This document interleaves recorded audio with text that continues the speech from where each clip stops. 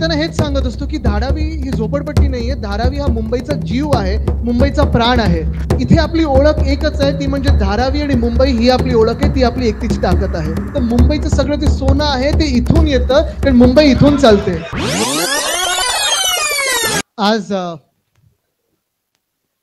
मला वाटतं मी आपल्या घरोघरी येण्याचा प्रयत्न केला, अनेक गल्ल्यांमध्ये मी फिरलो आणि ह्या काही गल्ल्या काही नवीन नाहीयेत। धारावी म्हटल्यानंतर मला वाटतं सगळ्यांना माहिती आहे की धारावी म्हणजे नक्की काय आहे। खूप लोकांना वाटतं, जे आता DRP वगैरे करतात त्यांना वाटतं ही फक्त झोपडपट्टी आहे, आणि मी त्यांना हेच सांगत असतो की धारावी ही झोपडपट्टी नाहीये, धारावी हा मुंबईचा जीव आहे, मुंबईचा प्राण आहे। तसं पाहायला गेलं तर ठीक आहे, आपली घरं कदाचित कच्ची असतील, काही पक्की घरं, काही कच्ची घरं, पण आता येताना वेगळ्या समाजातल्या लोकांना मी भेटलो। म्हणजे कोणी मला सांगत होतं की मैं सोमनाथ जिल्हे से हूं। इथे सोमनाथ जिल्ह्यातून किती वर्षापूर्वी तुम्ही आलात मला माहित नाही, मला वाटतं 100हून जास्ती वर्ष झाली असतील। तसंच कोणी मला सांगत होतं की आम्ही काही इथे ठराविक मराठी कुंभार आहोत, आत्ता आम्हाला फिरवतात ते आजमबाई फिरवत आहेत। कोणी मला सांगितलं त्यांचं नाव गुप्ता आहे। आणि सगळीकडे मी पाहत होतो की कोणी कुठूनही असलं, कुठचीही भाषा बोलत असलं, 4-5 पिढ्यांपूर्वी तुम्ही इथे आलेला आहात। इथे आपली ओळख एकच आहे, ती म्हणजे धारावी आणि मुंबई ही आपली ओळख आहे, ती आपली एकतीची ताकद आहे। खरोखर मी प्रत्येक गल्लीमध्ये जेव्हा पाहत होतो, जसं मी सांगितलं ना की ही धारावी जी आहे ही मुंबईचा जीव आहे, प्राण आहे, यासाठी कारण मुंबई कदाचित आपल्या देशाची आर्थिक महाशक्ती आपण समजत असू आणि आहेच। मध्ये जो प्रयत्न होतो आणि सातत्याने जो प्रयत्न होतोय की मुंबईचं महत्त्व कमी करा, हे मुंबईचं महत्त्व कमी करा म्हणजे कोणाचं महत्त्व कमी करा, हे आपल्या सर्वांचं महत्त्व कमी करण्याचा प्रयत्न सुरू आहे। मुंबईतून अनेक वेगळे व्यवसाय हे पळवण्याचा प्रयत्न करतात, आणि तेव्हा मी जेव्हा लढत असतो किंवा शिवसेना उद्धव बाळासाहेब ठाकरे पक्ष म्हणून आम्ही लढतो, आम्ही एवढ्यासाठीच लढतो कारण आपली जी ताकद आहे, आपला जो व्यवसाय आहे, आपण जे कमवतो, मेहनतीने कमवतो, घाम गाळून कमवतो, ते कुठेही कमी होता कामा नये। या धारावीत अनेक लोक असे आहेत जे कदाचित घर आपली कच्ची असतील, पण आपण मुंबईचा विकास जो केलाय आपल्यामुळे तो पक्का झालेला आहे। तुम्ही दिवस रात्र मेहनत केली आहे, नाही तर मुंबईचा विकास पूर्ण झाला नसता।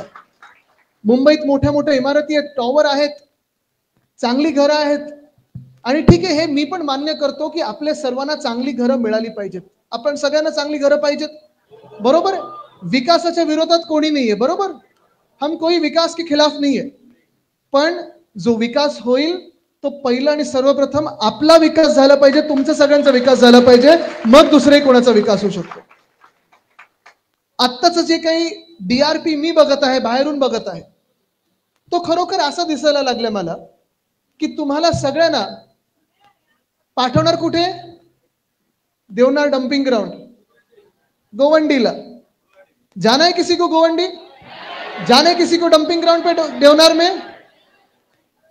किसी को नहीं जाना है। हमारी मांग यही है कि हमें सबको यही घर चाहिए, हर एक को पात्र बनाना चाहिए, और हमारा जो व्यवसाय है कुंभारवाड़ा में वो वैसे की वैसे ही रहे, अच्छा बने, अच्छी जगह दे तो हम मानेंगे, बरोबर। ह्या आपल्या स्पष्टपणे मागण्या आहेत।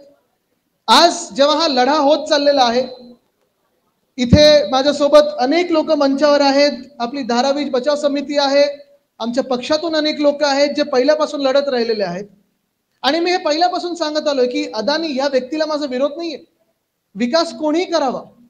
जगात तुमचं स्वप्न असेल की मला जगातलं सर्वात श्रीमंत बनायचं, बना, पण माझ्या मुंबईला लुटून मी तुम्हाला श्रीमंत बनवून देणार नाही। मुंबईचा विकास करणे, श्रीमंत व्हा, मला काही हरकत नाही, पण ही ताकद आपल्यामध्ये असली पाहिजे, ही एकजूट आपल्यामध्ये असली पाहिजे।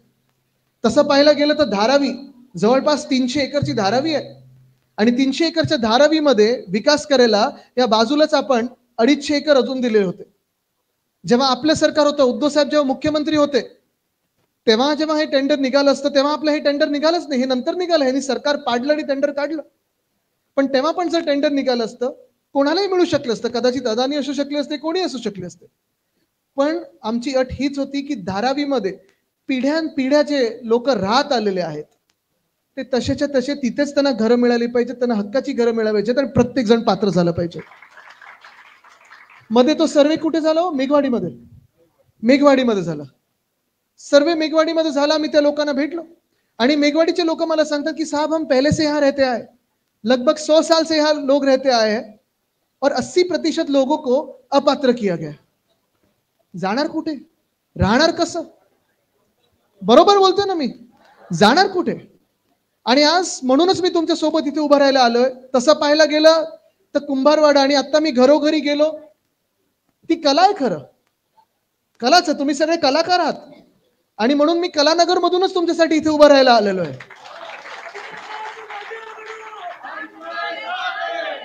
अजून एक आपलं नातं हे आहे, अजून एक आपलं नातं आहे की वर्षानुवर्षी आमचे तुमचे पडोसी, शेजार धर्म,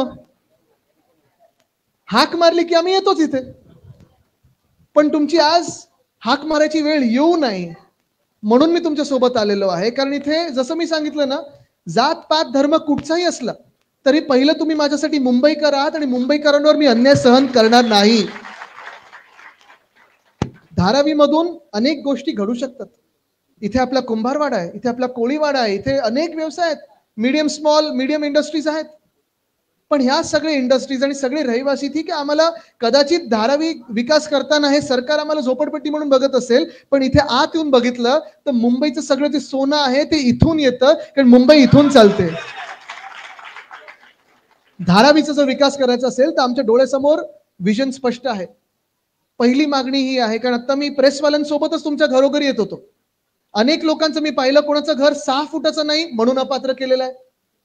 कोणाचं घर आपण पाहतो ग्राउंड फ्लोअर वर काम चालतं, पहिला आणि दुसरा माळा भावंडच राहतात किंवा भाऊ बहीण राहतात, 2 वेगळ्या पिढ्या राहतात, अपात्र केलेलं आहे. म्हणजे एक भाऊ इथे, दुसरा भाऊ कुठे, तिसरा भाऊ कुठे, एकाला गोवंडीत, एकाला मुलुंडला, कोणाला कुठे अक्सा बीचवर. हे चालणार नाही. पिढ्यानपिढ्याचे 5 पिढ्या 4 पिढ्या एकत्र राहिलेले आहेत, त्यांना तुम्ही वेगळं करू शकत नाही. हे नातं वेगळं आहे, हे रक्ताचं नातं आहे. आणि हेच मी त्यांना सांगतोय, सरकारला हाच इशारा देतोय, अदानी समूहाला हाच इशारा देतोय की रक्ताचं नातं आहे. इथे तुम्ही आलात तर सगळ्यांचा मान सन्मान ठेवून इथे या, रक्त सांडू देऊ नका. आम्ही लढायला तयार आहोत, पण ही लढाई फार वेगळी असणार आहे. हे मी पहिल्यापासून सांगत आलेलो आहे की हे रक्त एकत्र जे आलेलं आहे, हे आपलं नातं सगळ्यांचं एक, आपल्या रक्तात मुंबई, आपल्या रक्तात चांगलं काही करण्याची इच्छा आहे, ताकद आहे.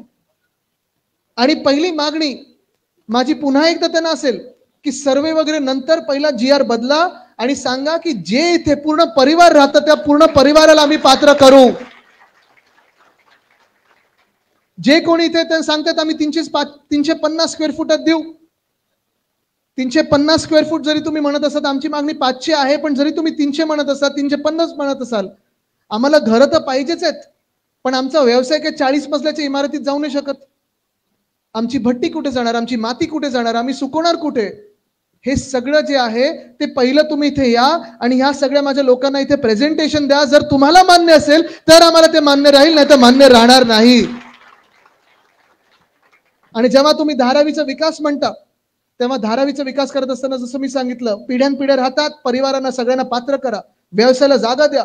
जेव्हा ही जागा मोकळी होईल त्या मास्टर प्लॅन मध्ये देखील आमचे गार्डन्स वगैरे तुम्ही दाखवलेले आहेत, पण ह्याच धारावीमध्ये आमच्या पुढच्या पिढ्यांना नोकरी कशी मिळेल हे दाखवा. जसं तुम्ही गिफ्ट सिटी गुजरातमध्ये जे सवलती दिल्यात ते फायनान्शियल सेंटर इथे मिळालं पाहिजे, आम्हाला जागतिक स्तराचं फायनान्शियल सेंटर मिळालं पाहिजे, म्हणजे तुमच्या पुढच्या पिढ्यांना इथे न्याय मिळू शकेल, नोकऱ्या मिळू शकतील. इथे कितीतरी संधी आहे.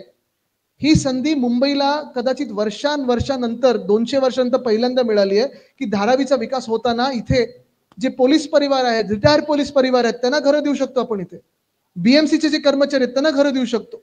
मोठी संधी आहे. मुंबईकरांना पहिले घरं द्या आणि पहिला न्याय माझ्या धारावीकरांना द्या, नाहीतर आम्ही सर्वे करू देणार नाही. पण मी तुम्हाला एकच सांगतो, आज इथे धारावी बचाव समिती असेल, आम्ही सगळेच, महाविकास आघाडी असेल, शिवसेना उद्धव बाळासाहेब ठाकरे पक्ष असेल, आम्ही सगळे तुमच्या सोबत आहोत. पण तुमच्यामध्ये एकी पाहिजे, बरोबर ना? ताकद जर आपल्याला मनगट दाखवायचं असेल, बुक्का द्यायचा असेल, तर 1 बोट निघून गेला, 2 बोट निघून गेली चालणार नाही. 5 उंगली की ताकद चाहिए. तुम्हाला तुम्हाला आमिष दिली जातील, तुमच्या मधले काही लोक असतील त्यांना पैसे दिले जातील, सांगतील अरे तुम्ही आशे राहताय, अच्छी खोली मिलने वाली है, क्यों इधर आप झगड़ रहे हो. चालणार नाही. आपल्याला समाज म्हणून काय, धारावी म्हणून असेल, लोक म्हणून असेल, रक्त म्हणून असेल, नातं म्हणून असेल, सगळ्यांना एकत्र राहायला लागेल, तर आणि तरच आपल्या ताकदीला महत्व आहे आणि उपयोग आहे. कोणाला वाटत असेल अरे बाजूचा आहे, शेजारचा आहे, जावत आहे, मला काय फरक पडतोय, नाही चालणार. ह्या धर्मातला आहे, त्या समाजातला आहे, मला काय फरक पडतोय, नाही चालणार. ह्या भाषेचा आहे, त्या भाषेचा आहे, आत्ता नवीन आलाय, हा जुना आहे, वयस्कर आहे, तरुण आहे, नाही चालणार.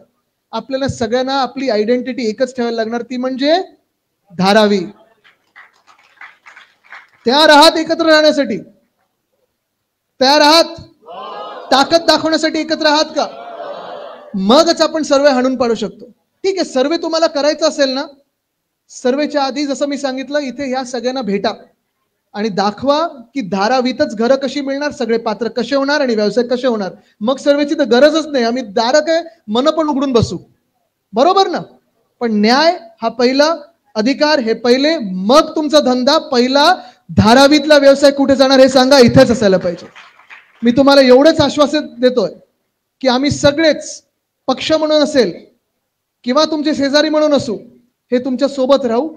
पण जसं मी सांगितलं, तुमची ताकद ही एकतेमध्ये, ही एकजूट तुमची कायम ठेवा. आपल्याला कोणी आपलं वाकडं काही करू शकत नाही. धन्यवाद. जय हिंद, जय महाराष्ट्र, वंदे मातरम.